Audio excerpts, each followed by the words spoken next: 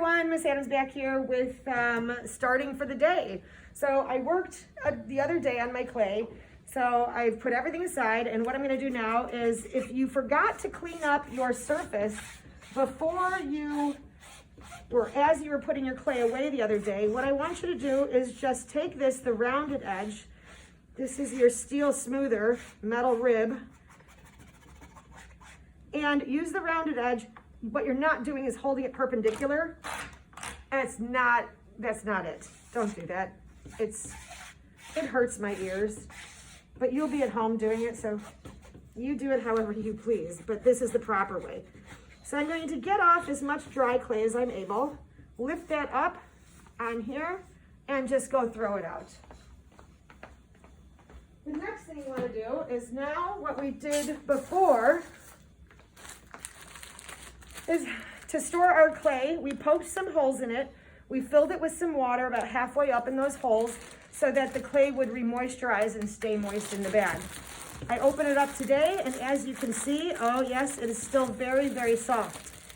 Kids, if it's too soft, you'll know, but this looks perfect. It'll be all mushy and dirty and smudgy.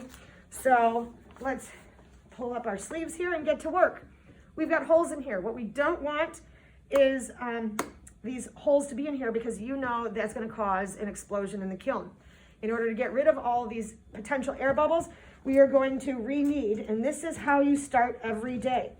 So clean up every day is to knead it, wedge it, put it in that brick, poke the holes in it, fill it with water to re-moisturize it while you're not working with it, because as we work with it, you can see it's drying out.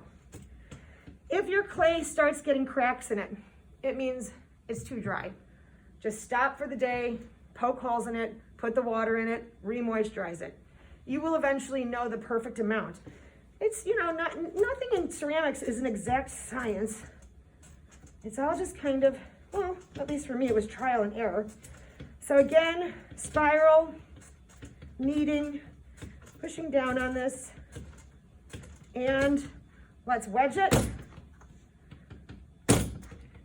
I folded the clay into itself.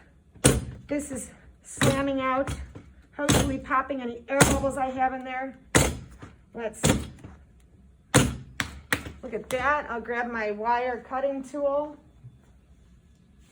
which is all the way over there. Let's check for air bubbles.